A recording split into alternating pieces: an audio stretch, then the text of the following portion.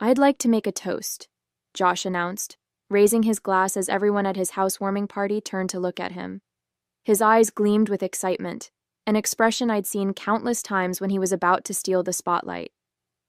"To new beginnings, new homes, and—" He paused dramatically. "To Grandpa's memory." A respectful silence fell over the room. Our grandfather had passed away just 4 days ago, and the wound was still fresh for all of us. I raised my glass along with everyone else, quietly honoring the man who had meant so much to me. "Speaking of Grandpa," Josh continued, setting his drink down on the coffee table, "I have an announcement to make." I watched as he reached into his pocket and pulled out an envelope, slightly worn at the edges. My heart skipped a beat. There was something about the way he glanced at me that made me uneasy. "Before he died, Grandpa gave me this letter," Josh said, his voice carrying across the living room of his new Denver home. "He wanted me to have his vacation home by the lake, the place we all loved as kids." The room erupted in surprised murmurs and congratulations.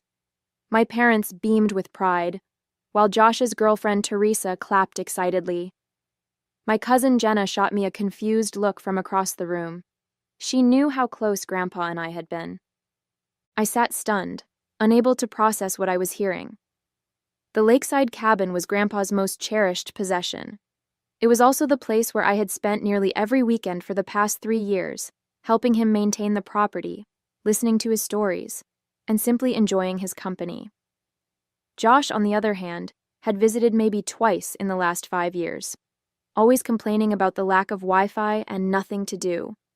But more importantly, Grandpa had given me a small wooden box 3 weeks ago, making me promise not to open it until the time was right. Inside was a notarized deed transferring ownership of the vacation home to me. He had already given me the property. It wasn't even part of his estate. As Josh unfolded the letter and began to read what were supposedly Grandpa's wishes, I studied his face. Was he lying? Did he know about the deed? Had Grandpa somehow changed his mind without telling me? "That's great. Good for you, Josh," I managed to say with a forced smile, though my mind was racing. I needed to get home and check the documents in that wooden box right away. I quietly excused myself, saying I needed to use the bathroom, and slipped away from the celebration. As I closed the bathroom door behind me, I leaned against it and took a deep breath. The letter Josh had shown everyone didn't make sense. Grandpa's handwriting had become increasingly shaky in his final months due to arthritis, but the signature I glimpsed looked suspiciously smooth and confident.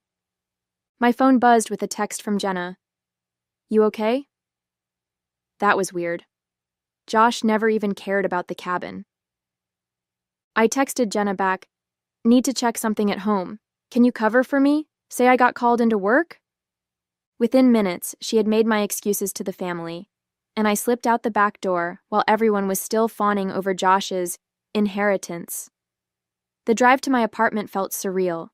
Streetlights blurred as memories of Grandpa flooded my mind, teaching me to fish off the dock, pointing out constellations in the clear mountain sky, laughing at my terrible attempts to skip stones across the lake.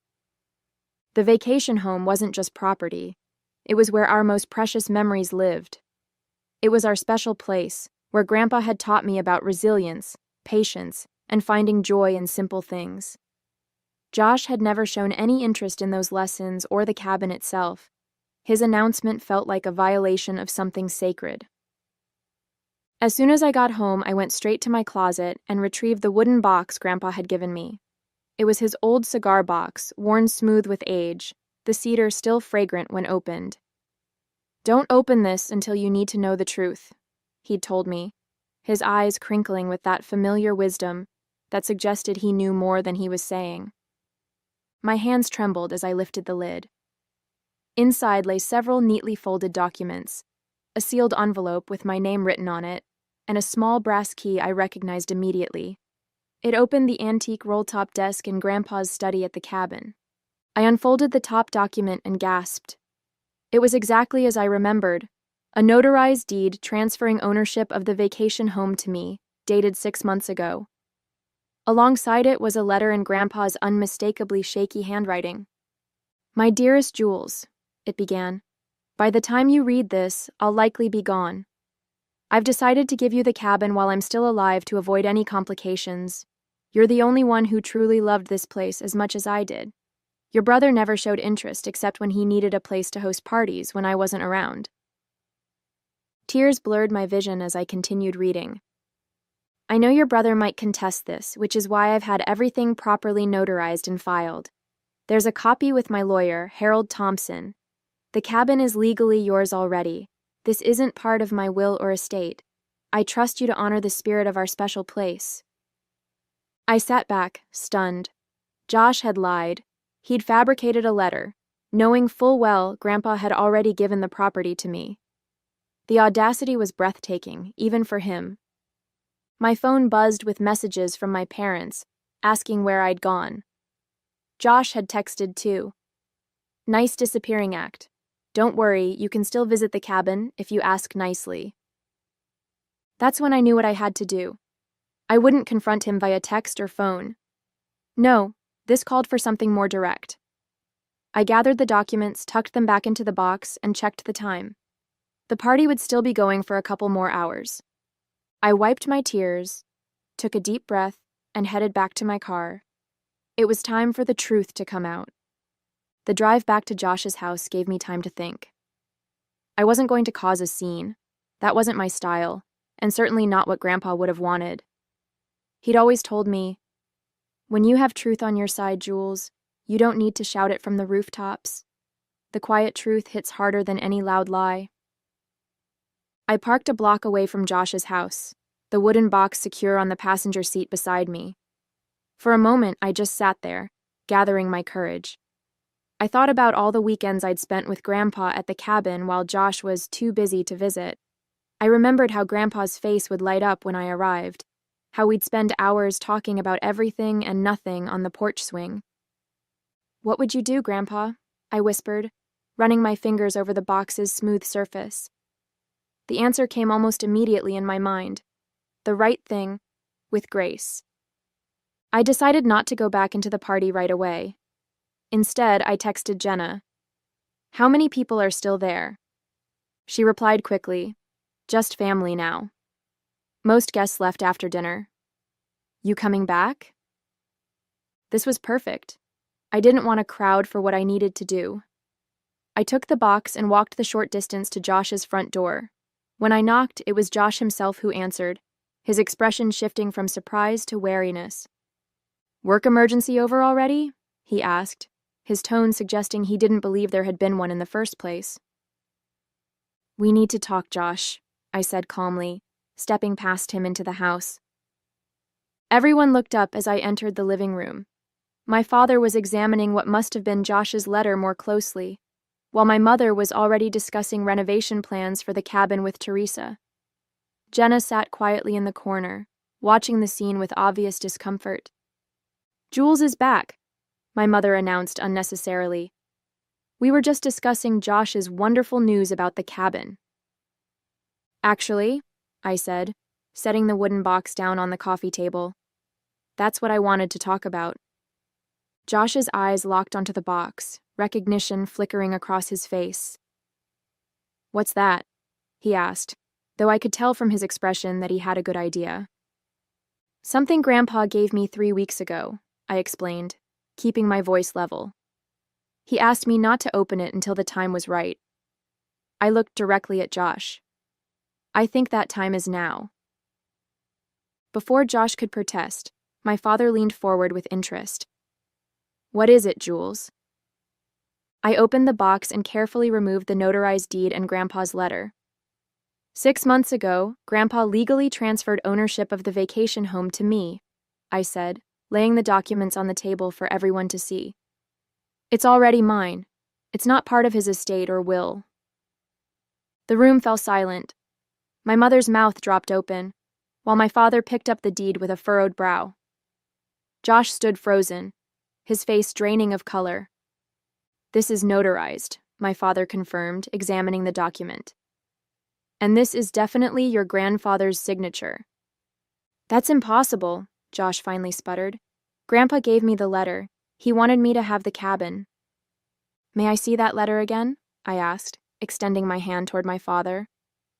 He handed it over, and I placed it side by side with Grandpa's handwritten letter from my box. The difference was stark and obvious. The handwriting on Josh's letter was an attempt at imitation, but it lacked the telltale shakiness caused by Grandpa's arthritis. The signature was too perfect, too controlled. "Josh," my mother said slowly, her voice barely above a whisper, "did you forge this letter?" His silence was answer enough. Josh's silence stretched uncomfortably before he finally broke it, his voice a mixture of defiance and desperation. "You don't understand. It's not fair that she gets everything." "Everything?" I echoed, genuinely confused. "What are you talking about?" "You were always Grandpa's favorite," Josh said, his words rushing out like water through a broken dam. "Always visiting him, always helping him, always the perfect grandchild. The rest of us barely got a look in." My father cleared his throat, clearly uncomfortable with the direction the conversation had taken. "Josh, regardless of how you feel, forging your grandfather's signature is serious." "Let me see those," my mother interjected, reaching for both letters. She compared them side by side, her expression shifting from disbelief to disappointment. "Oh, Josh," she sighed, "how could you do this?" Teresa slowly stood up, her face pale. "I think I should go," she murmured, avoiding Josh's pleading look as she gathered her purse and headed for the door. "Wait, Teresa, this isn't what it looks like," Josh called after her, but she was already gone, the front door closing firmly behind her. The room fell silent again. Jenna caught my eye and gave me a small, supportive nod. She had always seen through Josh's antics, even when our parents couldn't. "I don't understand," my father said finally, turning to Josh. "Why would you announce something like this without even checking if it was true? The will reading isn't until next week." Josh's face flushed with anger and embarrassment. "I found out about the deed," he admitted. "I was at Grandpa's lawyer's office last week, asking about the estate, and Thompson mentioned that the cabin wasn't part of it because it had already been taken care of. He wouldn't tell me more because of client confidentiality, but I knew what it meant. I thought if I announced it first, maybe..." "Maybe what?" my mother pressed. "Maybe Jules would just let you have it?" "Maybe everyone would believe me instead of her for once," Josh snapped, his voice rising. "Maybe I could have something that mattered to Grandpa, too." His words hung in the air, revealing a jealousy deeper than I had realized. I felt a twinge of sympathy, despite everything. Had he really felt that excluded from Grandpa's life? "Josh," I said quietly, "Grandpa invited you to the cabin countless times. You always said you were too busy." "Because I felt like an intruder," he shot back. "By the time I realized what I was missing, it was too late. You two had your special bond, your inside jokes, your traditions. There was no room for me." My father shook his head, disappointment evident in his expression. "That doesn't justify lying to the entire family, son." Josh slumped into a chair, the fight seemingly draining out of him.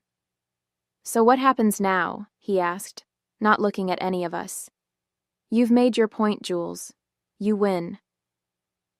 "This isn't about winning," I said, thinking of Grandpa and what he would want in this moment. Despite Josh's deception, he was still my brother, and Grandpa had loved him too, in his own way. I reached back into the wooden box and pulled out something I hadn't mentioned yet, a sealed envelope with Josh's name on it, written in Grandpa's distinctive handwriting. "He left something for you too," I said, holding it out to my brother. Josh looked up, suspicion and hope warring in his expression. "What is it?" "I don't know," I admitted honestly. "Grandpa told me not to open anything that wasn't addressed to me." After a moment's hesitation, Josh took the envelope and carefully opened it. As he read the contents, his expression shifted from defensive to shocked, and finally to something that looked like genuine remorse. "He knew," Josh said finally, his voice barely above a whisper. "He knew I might try to claim the cabin." My mother moved to sit beside him. What does it say, honey?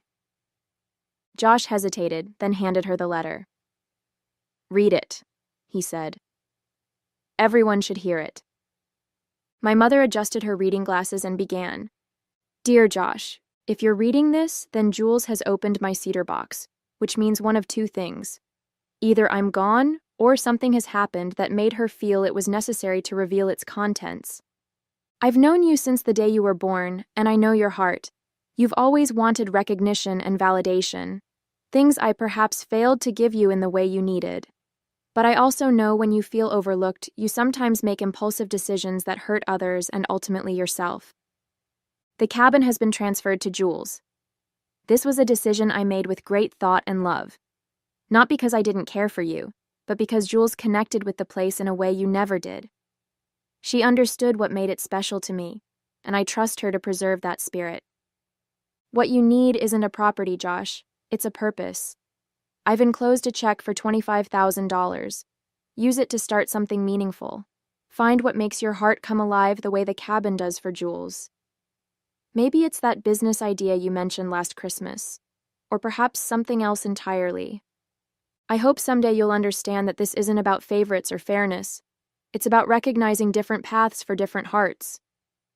Jules will keep the door open for you at the cabin, I have no doubt, but your future lies in building something of your own. With love and hope, Grandpa. When my mother finished reading, there wasn't a dry eye in the room.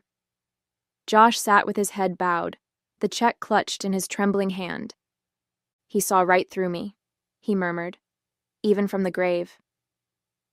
My father moved to place a comforting hand on Josh's shoulder. Your grandfather was a perceptive man. Josh looked up at me, really looked at me, perhaps for the first time in years.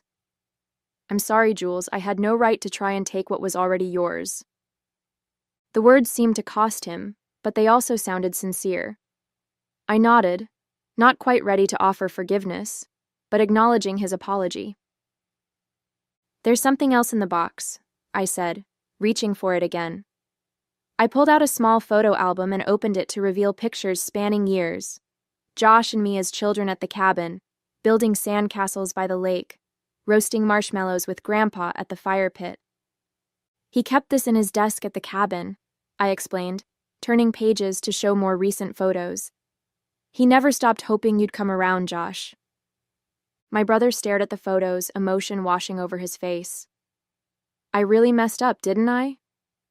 Yes, I agreed, not sugarcoating it. But Grandpa obviously thought you could do better. The room fell silent again, but it was a different kind of silence, contemplative rather than tense, sad rather than angry. The evening had taken a turn none of us had expected, laying bare years of complicated feelings and unspoken resentments. Jenna, who had been watching silently, finally spoke up. So, what happens now? It was the question hanging in the air for all of us. What do you do after a moment of painful truth? How do you move forward from betrayal and revelation? I closed the wooden box, feeling the weight of responsibility Grandpa had placed on me, not just for the cabin, but perhaps for healing our family too. Now, I said quietly, we tried to honor what Grandpa wanted for both of us. The gathering broke up soon after. My parents left with concerned glances back at Josh, clearly torn between disappointment in his actions and worry for his well-being. Jenna gave me a quick hug before heading out, whispering, "Call me tomorrow." And then it was just Josh and me in his new house, the celebratory atmosphere completely evaporated. Josh moved around his kitchen mechanically, making coffee neither of us really wanted. The silence between us felt heavy with all the years of competition and misunderstanding. I didn't plan it, he said finally, setting a mug in front of me. The forgery, I mean. When I found out about the deed, I was angry, hurt. I made the letter that same night, not really thinking I'd use it. Then why did you? I asked, wrapping my hands around the warm mug. Josh stared into his coffee as if it might hold answers. When everyone was here tonight celebrating my new house, I wanted more, something bigger to announce. It just came out. He looked up, his expression vulnerable in a way I rarely saw. I've always been jealous of what you had with Grandpa. You could have had it too, I pointed out, not unkindly. He wanted that. I know that now, Josh admitted. But I was too proud, too stubborn to see it then. He hesitated, then asked, "What are you going to do with the cabin?" It was the question I'd been asking myself since Grandpa had given me the deed 6 months ago. Keep it as it is, mostly. It needs some repairs, but I don't want to change its character. Josh nodded, looking relieved. That's good. It should stay the way Grandpa loved it. I studied my brother, this person I'd grown up with but sometimes felt I barely knew. You're welcome there, anytime. His eyes widened slightly in surprise. Even after what I did? The cabin was meant to bring family together, not drive us apart, I said, echoing what I believed Grandpa would have wanted.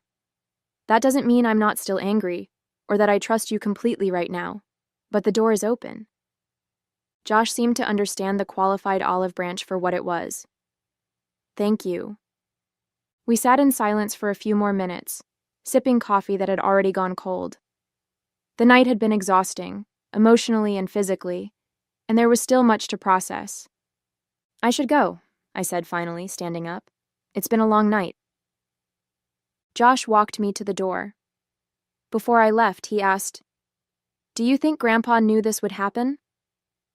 The showdown over the cabin?" I thought about the careful preparation Grandpa had made, the notarized deed, the separate letters, his instructions to me about when to open the box. I think he hoped it wouldn't, I answered honestly. But he was prepared in case it did. Josh shook his head, a rueful smile on his face. He always was 3 steps ahead of everyone else. That he was, I agreed. As I drove home, the wooden box secure on the seat beside me once more, I felt a curious mixture of emotions, sadness for the pain of the evening, relief that the truth was out, and a tentative hope that maybe, just maybe, this could be a turning point for Josh and me. The cabin keys felt heavy in my pocket, not just metal, but the weight of responsibility and memory. Grandpa had trusted me with something precious, and I intended to honor that trust. But maybe there was room for Josh in that picture too, if he was willing to meet me halfway. Tomorrow I decided I would drive up to the cabin, sit on the porch swing, watch the light change over the water, and perhaps feel Grandpa's presence one more time, guiding us toward healing, even in his absence. The cabin looked exactly as I remembered it. Weathered cedar siding, emerald green shutters, and the wide porch that wrapped around 3 sides of the structure. As I pulled into the gravel driveway, the early morning sun cast long shadows through the pines, creating patterns across the ground that seemed to welcome me home. I sat in my car for a moment, taking it all in. This was mine now. Not just a building or a piece of property, but a sanctuary filled with memories and whispers of the past. I could almost see Grandpa in his favorite rocking chair, baseball cap pulled low over his eyes as he dozed in the afternoon light. The cabin key slid into the lock with a familiar resistance. You had to jiggle it just right, a quirk Grandpa had refused to fix because he claimed it kept out the riffraff. Inside, everything was just as he'd left it. Books stacked on the side table, fishing gear organized meticulously in the corner, the faint scent of pipe tobacco lingering in the air despite his doctor's orders to quit smoking years ago. I moved through the rooms slowly, trailing my fingers along furniture that had been in our family for generations. The stillness was peaceful rather than oppressive, as if the cabin itself was holding its breath, waiting to see what would happen next. My phone buzzed in my pocket, a text from Jenna. "How's the cabin?" "Your mom called me this morning. Josh is a wreck." I typed back, "Cabin's perfect. Not sure how to feel about Josh yet." Another message followed quickly. "He's been calling everyone, trying to explain himself. Your parents are still pretty upset." I wasn't surprised. The fallout from last night's revelations would take time to settle. Trust, once broken, couldn't be mended overnight. Setting my phone aside, I walked to the large picture window overlooking the lake. The water sparkled in the morning light, serene and unchanging despite the human drama unfolding around it. "I'm here, Grandpa," I whispered to the empty room. "I'll take good care of it, I promise." 3 weeks passed before Josh reached out. His text was simple. "Can we talk? At the cabin, maybe?" I deliberated for a day before responding with a time and date. Part of me wasn't ready to share this space with him yet, but Grandpa's voice kept echoing in my mind. "Holding grudges makes the heart heavy, Jules. Sometimes forgiveness is more for you than for them." When Josh's car pulled up the following Saturday, I was sitting on the porch swing, nursing a cup of coffee. He approached slowly, looking more subdued than I'd seen him in years. "This place hasn't changed at all," he said, glancing around. "That's the idea," I replied, gesturing to the chair across from me. He sat down, fingers drumming nervously on his knees. "I've been thinking about what to say for weeks, but everything sounds inadequate." "Try anyway," I suggested, neither cold nor particularly warm. Josh took a deep breath. "I'm sorry, not just for the forgery, but for everything. For being jealous of your relationship with Grandpa, for resenting you when I should have been looking at my own choices." I studied his face, trying to gauge the sincerity behind his words. The Josh I knew was a master of telling people what they wanted to hear when it served his purposes. "Why did you do it?" I asked. "The truth, Josh." He looked out at the lake, quiet for a long moment. "I thought if I had the cabin, it would somehow make up for all the time I didn't spend here. Like I could buy back those moments I missed." His voice cracked slightly. "Stupid, right?" There was a vulnerability in his admission that felt genuine. Not an excuse, just a sad acknowledgement of a faulty thought process. "I used the money," he said suddenly. "Grandpa's check." "For what?" "I enrolled in that woodworking course Grandpa was always telling me to try. The one I was too busy for." He gave a self-deprecating laugh. "Turns out I'm terrible at it, but I'm going to stick with it." He was right. It's calming, being focused on creating something with your hands. It was a small thing, but significant coming from Josh, who had always been too impatient for such pursuits. "He would have liked that," I said quietly. We sat in silence for a while, listening to the gentle lapping of water against the shore and the distant call of birds. It was the same peaceful soundtrack that had accompanied countless conversations between Grandpa and me over the years. "I have something to show you," I said finally, standing up. Josh followed me inside to Grandpa's study, where the antique roll-top desk stood in the corner, bathed in morning light. I used the brass key from the wooden box to unlock it, revealing neatly organized compartments filled with papers, letters, and small mementos. "Grandpa kept everything," I explained, pulling out a folder marked Josh. Inside were newspaper clippings of Josh's high school debate championship, photos of his college graduation, and even a printout of the webpage announcing his promotion last year. "He was proud of you," I said softly. "He just showed it differently than you wanted." Josh's fingers trembled slightly as he paged through the collection. I had no idea he kept track of all this. "There's a folder for each family member," I explained. He called it his brag book. Josh looked up, his eyes glistening. "I really messed up, didn't I?" "Yes," I agreed, not sugarcoating it. "But Grandpa believed in second chances, so do I." I pulled out a calendar from my bag and handed it to him. "I've marked weekends when I'll be up here for maintenance and bigger projects. I could use an extra pair of hands, even terrible woodworking ones." A smile tugged at his lips. "Really?" "The cabin was meant to bring family together, not drive us apart," I said. "That's what Grandpa wanted." Later that afternoon, we sat on the end of the dock, feet dangling in the cool water. Josh pitched ideas for renovating the boathouse while I sketched possibilities in a notebook. "You know," Josh said, looking out across the water, "I think Grandpa knew exactly what he was doing, giving you this place." "What do you mean?" "You didn't just inherit a cabin," he said thoughtfully. "You inherited his role, keeping the family connected to what matters." As the sun began its descent behind the mountains, casting golden reflections across the lake, I realized Grandpa had given me more than property. He'd given me the chance to heal old wounds and forge new connections, starting with the brother I'd almost lost to resentment and pride.